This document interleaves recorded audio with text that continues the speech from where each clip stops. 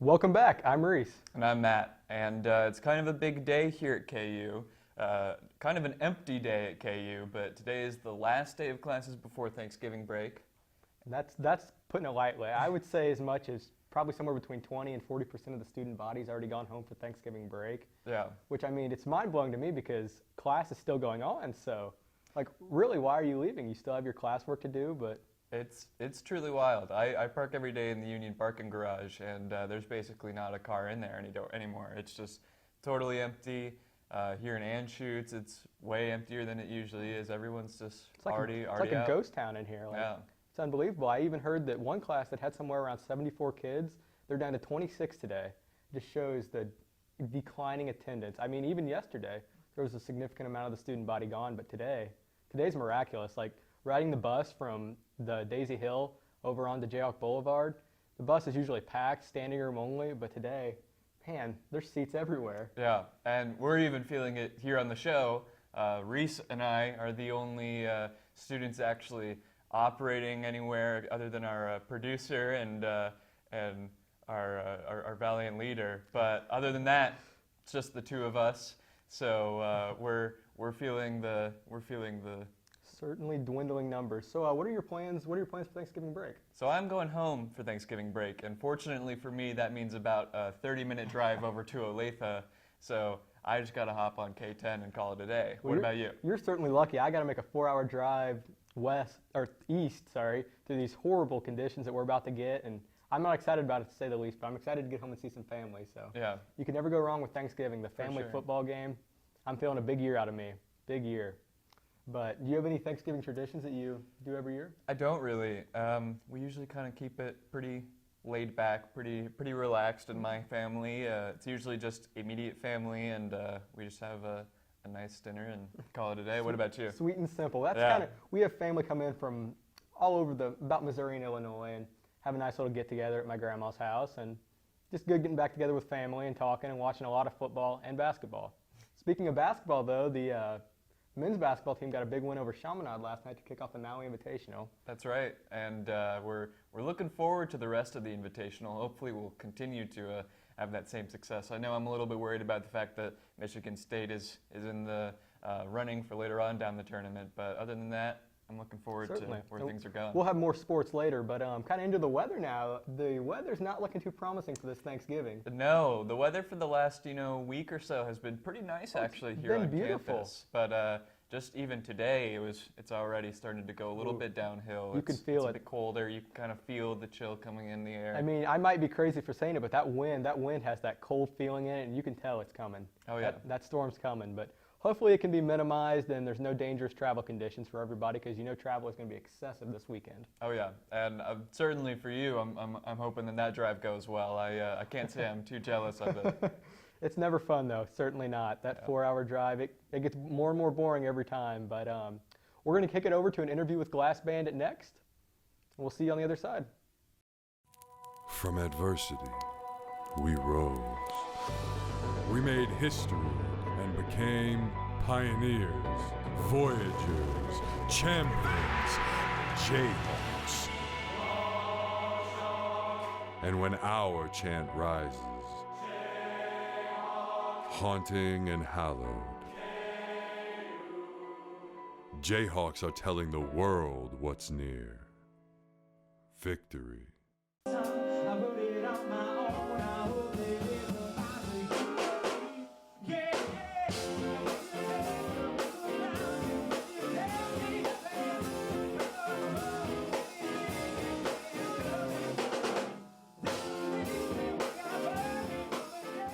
Hey guys, that was a short from Glass Bandit in action. Today we have with us Allie and David from the band. They're going to be giving us a little talk about what they've been doing. So, how was the band formed, I guess, in the first place? Kind of back in 2017, David and I and another student named Donovan, we kind of just wanted to form a band. There weren't any playing opportunities for us, and we just wanted to make money. So I said, let's do this. And we knew each other from Murphy Hall, the School of Music, so we were just like, start a band. So it was Just for fun. centralized in Murphy. You guys performed in Murphy. Yeah, that's pretty much all we did. Well, we exclusively performed on the roof of the Oriad for like a year. Yeah, and it was just all covers, and we just wanted to make money. That was all that was. Cool. And what would you guys say the genre of your band is? Oh, that is a topic. Terrific question. Well, we hover around fusion funk. Okay. Yeah, a little bit of funk, a little bit of jazz, a little bit of rock, a little bit of everything. David used to rap. We don't talk about that on TV.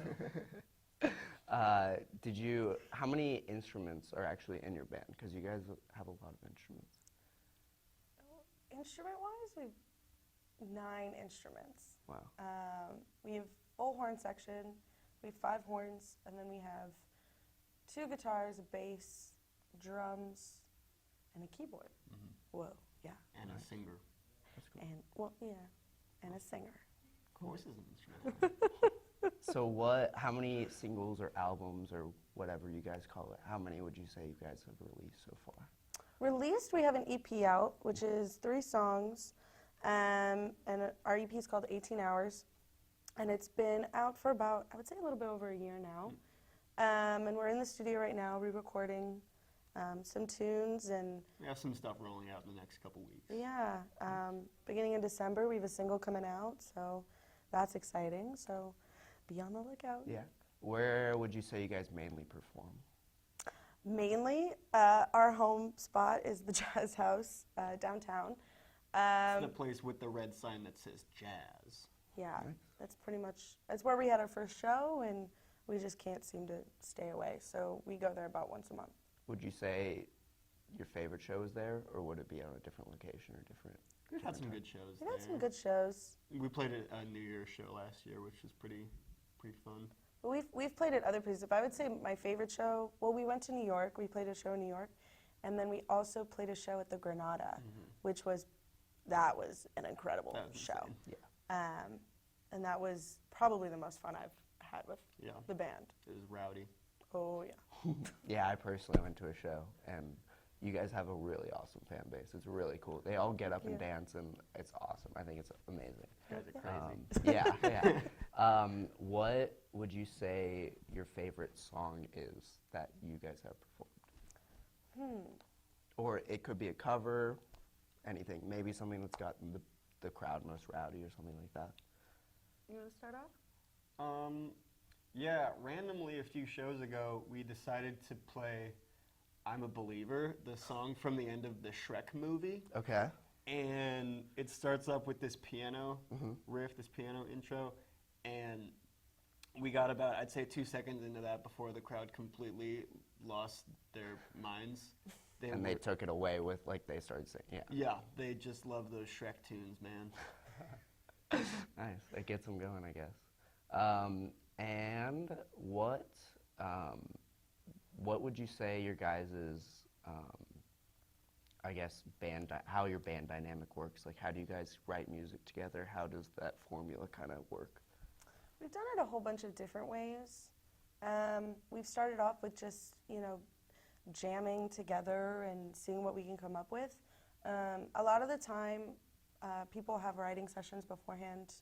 Different members will get together and we'll bring stuff in and we'll say, okay, time to learn it, time to figure it out. And we work it out together. Yeah. We used to do this thing where everybody would just write everything for the song themselves.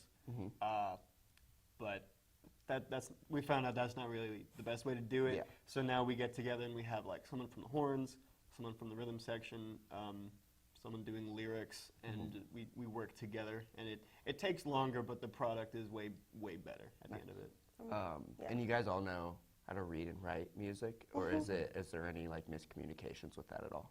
We're all students, music students at KU, so Mostly. some of us were. But mostly we all know how to read music and play together. Cool. Have you guys ever, I guess, improvised a show or improvised something in your songs that you just kind of went with, the whole band went with? Oh. We need to kill time. Every single time. Yeah.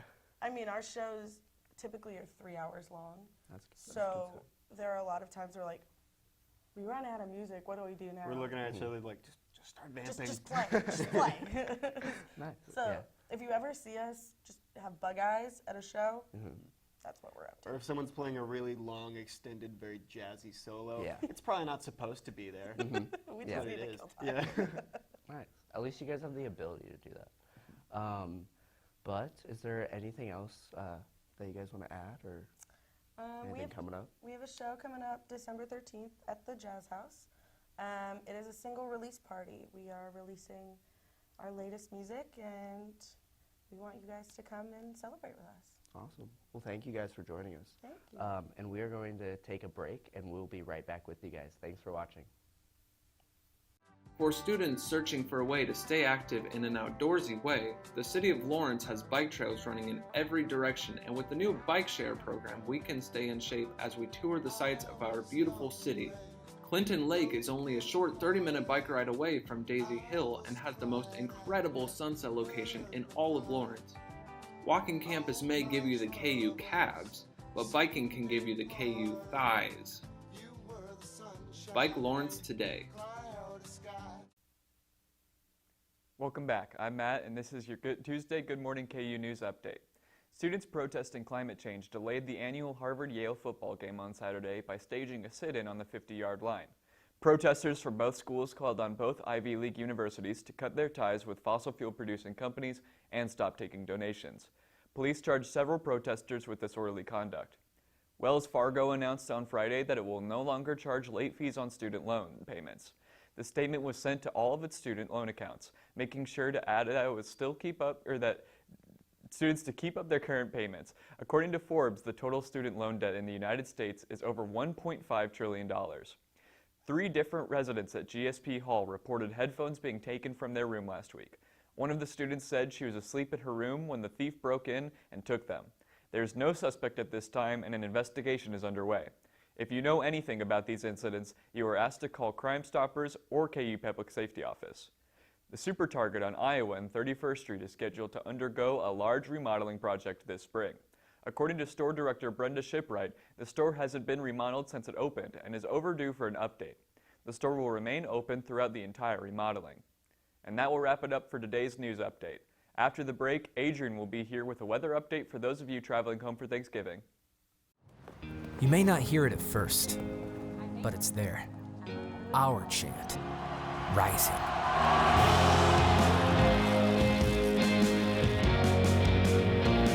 On this summit, callings converge, voices unify into a chorus that sounds out for good, for greatness. Can you hear it? Hello and welcome back to Good Evening KU. I'm Adrian Campa here with your weather forecast. Now, looking at current weather right now, we have a temperature of 55 degrees, mostly sunny skies with a slight breeze. Our winds are from the north-northeast at 10 miles an hour.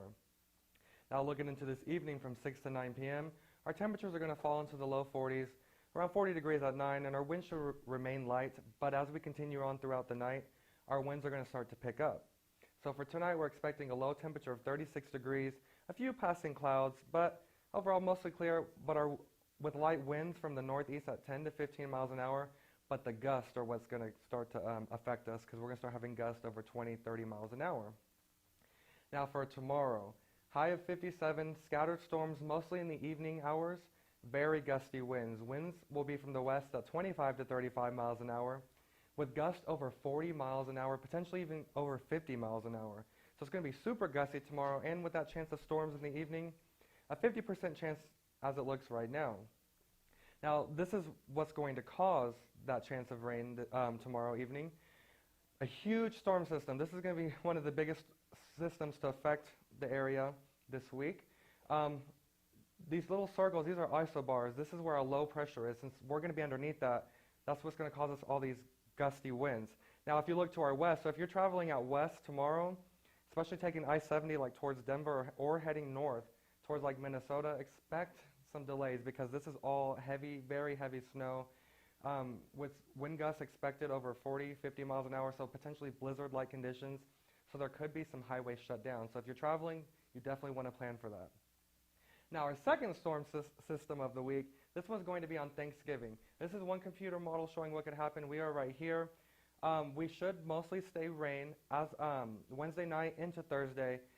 We could have some light wintry mix, but a warm front is going to be lifting from the south, and it's going to transition us mostly to rain, maybe a couple rumbles of thunder, but overall most of the snow should remain over Nebraska and central and southwest Kansas. Now our third storm system of the week, this is Friday evening through Saturday morning. With this one, if you're traveling back to Lawrence, especially coming from like Dallas area or Texas, like driving up through Oklahoma, there could be some delays down here, down south. There actually could be some severe weather from central Kansas down through central Texas Friday evening. I know, crazy, right? Snowstorms throughout the week and then potential severe weather to end the week. Crazy. Now your travel forecast for Thanksgiving, as you can see, I'll step off just so you can look at this. 48, every single state in the lower 48 is going to have some type of precipitation, whether it's snow, rain. The only really nice area is going to be South Florida. So if you're going there, I'm jealous. But you can see the central plains, especially like the Midwest, very heavy snow accumulations. Expect snow-packed roads. So if you're driving, please take it slow, give yourself plenty of time, and expect delays and potentially shut down highways. Now for our extended forecast, Tuesday, high 57, 50% chance of those evening storms.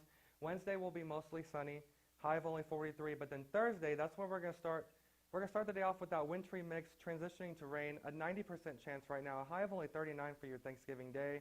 Then Friday, thunder showers, could be an isolated wind gust to 60 miles an hour, an 80% chance as we stand right now. Then Saturday, lingering showers left over from Friday, and then drying out and cooling down for Sunday into Monday with highs in the low mid-30s Sunday and only 40 for Monday.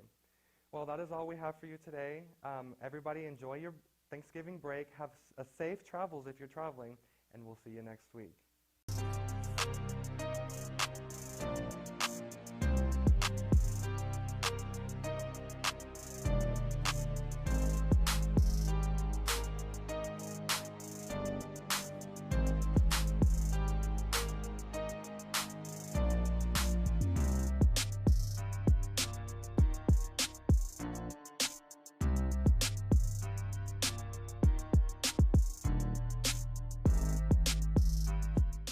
Welcome back. I'm Maurice, and this is your KU Sports Update. KU Athletics remained busy over the weekend with the football, soccer, and women's basketball team in action. The football and soccer team both fell in their respective games, while the women's basketball team continued on their winning ways. The men's basketball team took on Chaminade in Maui last night, while Monday Night Football saw the Baltimore Ravens crush the Rams. And who could forget about the Feast Week college basketball tournaments awaiting us? In their final road game of the season, KU football lost a heartbreaker at the hands of Matt Campbell and the Iowa State Cyclones. The story of the game was the Jayhawks' inability to capitalize on their chances. In the first half alone, the Jayhawks settled for 3 field goals and 1 missed field goal. To keep the game within reach, though, the defense stepped up and held the relentless Cyclones' offense in check. At halftime, it was as if the roles had been reversed and the offense became unstoppable. Now it was the defense struggling to get stops and ultimately allowing the back-breaking touchdown with 1 minute and 9 seconds left on the clock. The loss dropped the Jayhawks to 3-8 on the year, including 1-7 in the Big 12. The Jayhawks will host the number 14 Baylor Bears on Saturday, which will also serve as Senior Day. A spectacular season for the KU women's soccer team came to a crushing end Sunday in Columbia, South Carolina. Taking on the South Carolina Lady Gamecocks in the Sweet 16 of the NCAA tournament, the Jayhawks fell 2-0. At half, the game was tied 0-0 before Grace Fisk scored with 27 minutes and 20 seconds remaining. The goal ended KU's streak of 400-plus shutout minutes in a row. As the Jayhawks continued to press forward, South Carolina ultimately added some insurance with 14 minutes remaining off of a goal from Riley Tanner. The loss marked the end for a historic season for the Jayhawks and one that will lay the groundwork for the future team. Another Sunday and another win for the KU women's basketball team as they moved to 5-0 on the season with a win over Texas State. The Jayhawks were led in scoring by Marine Diacarvalho, who poured in 19 points along with 4 rebounds and 4 assists. At half, the Jayhawks led the Bobcats by 3. In the second half, though, the Jayhawks came to life and outscored Texas State by 17 points. Next for the Jayhawks is Wright State on Friday in the Florida Atlantic Thanksgiving Tournament. The men's basketball team kicked off the Maui Invitational with a win over the host school, the Chaminade Silver Swords. The Jayhawks saw themselves trailing the Silver Swords early before Isaiah Moss's insertion into the lineup. This once again proved that the Jayhawks are a much better team when they go 4 guards around 1 big. One could say the highlight of the game was having the very colorful Bill Walton commentating the game. The second half was similar to the first as the Jayhawks overpowered the Division II Silver Swords, winning 93-63. Devon Dotson led the scoring with 19, and Udoka Azubuike contributed 15, with all of his points coming in the second half. The win pushes KU to 4-1 on the season, and they will have a quick turnaround as they will play BYU tonight at 9:30. On Monday Night Football, the Baltimore Ravens crushed the Rams with a 45-6 win. From the onset of this game, though, it was clear Lamar Jackson was way too much for the Rams to handle. Jackson totaled 5 touchdowns, only furthering his case for the NFL MVP award. The win sees Baltimore go to 9-2 on the year and put a stranglehold on the AFC North. LA's loss sees them fall to 6-5 and only further complicates the NFC wildcard picture. With all the Thanksgiving festivities coming up, it can be easy to forget about the action-packed college basketball week ahead. Numerous tournaments will kick off or have already started. The most popular, the Maui Invitational, kicked off yesterday and features the Jayhawks, along with number 3 Michigan State down in the Bahamas. The battle for Atlantis will tip off Friday and will feature 4 ranked teams in number 6 North Carolina, number 8 Gonzaga, number 11 Oregon, and number 13 Seton Hall. And who could forget about the Orlando Invitational, which will feature number 5 Maryland, along with Marquette and USC, to name a few teams. A week of great college basketball awaits us. And that will wrap it up for today's show. We hope everyone has a safe and happy Thanksgiving. See you next week.